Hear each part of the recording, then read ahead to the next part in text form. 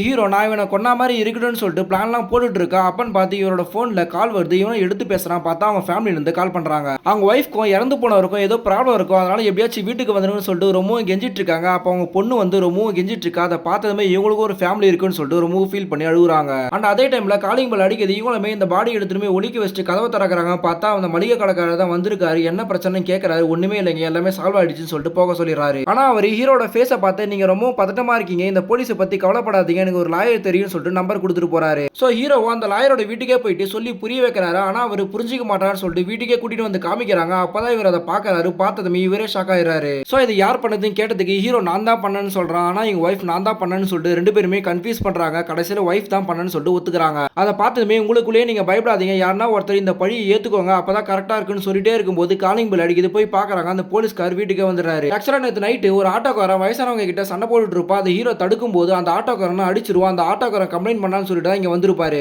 So இவர் arrest பண்ண போறேன்னு சொல்லிட்டு இருக்காரு. ஆல்ரெடி இவங்க பயத்துல இருக்காங்க. அதனால எங்களை மன்னிச்சிருங்கன்னு சொல்லிட்டு ரொம்பவும் கெஞ்சிட்டு இருக்காங்க. ஆனா இந்த லாயருமே இவங்களை விட்டுட்டு சொல்லி கேட்டுட்டு இருக்காரு. ஆனா இவர் விடுற மாதிரி தெரியல. உங்க குடும்பமே சேர்ந்து நேத்து பண்ணதுக்கு மன்னிப்பு கேட்டாதான் நான் விடுவேன்னு சொல்லிட்டு எல்லாரையும் வர சொல்லிடுறாரு. அப்ப வயசானவங்க கூட பார்க்காம எல்லாருமே தோப்பு காரணம் போட சொல்றாரு. இவங்களுமே போடுறாங்க. அதை பார்த்து இவர் ரொம்பவும் சந்தோஷப்படுறாரு. அப்பன்னு பார்த்து இது எல்லாத்தையுமே ஒரு பையன் வீடியோ எடுத்துறான். சோ அந்த பையனை பிடிக்கிறதுக்காக வீட்டுக்குள்ள ஓடுறாரு. அதை பார்த்ததுமே ஹீரோட ஃபேமிலி எல்லாம் பயப்பட ஆரம்பிக்கிறாங்க. அப்பன்னு பார்த்து அந்த பாடி மேலே விழுந்துறாரு. பார்த்தா விழுந்த வேகத்துல ஹார்ட் பம்பிங் ஆகி உயிரோடவே வந்துருவான். அதை பார்த்து போலீஸ் அவங்க ஃபேமிலி எல்லாருமே பயப்படுறாங்க. ஆனா ஹீரோட ஃபேமிலி அதை பார்த்ததுமே ரொம்பவும் சந்தோஷப்படுறாங்க. சோ இப்போ இந்த லாயர் ரொம்பவும் பயத்துல இருப்பாரு. ஆனா இந்த பையன் உயிரோட ஓடி போனதை பார்த்ததுமே இவருக்கு தைரியம் வந்து இந்த போலீஸையே மிரட்ட ஆரம்பிச்சிடறாரு. அண்ட் இப்போ எல்லாரும் முன்னாடியுமே எங்களை பண்ண மாதிரி நீயும் தோப்புக்கரணம் போட்டு மன்னிப்பு கேட்கலாம், இந்த வீடியோ வெளியிட்டுன்னு சொல்லிட்டு மிரட்டுறாரு. அதை பார்த்ததுமே அவரே பயந்து தோப்புக்கரணம் போட ஆரம்பிச்சிடறாரு.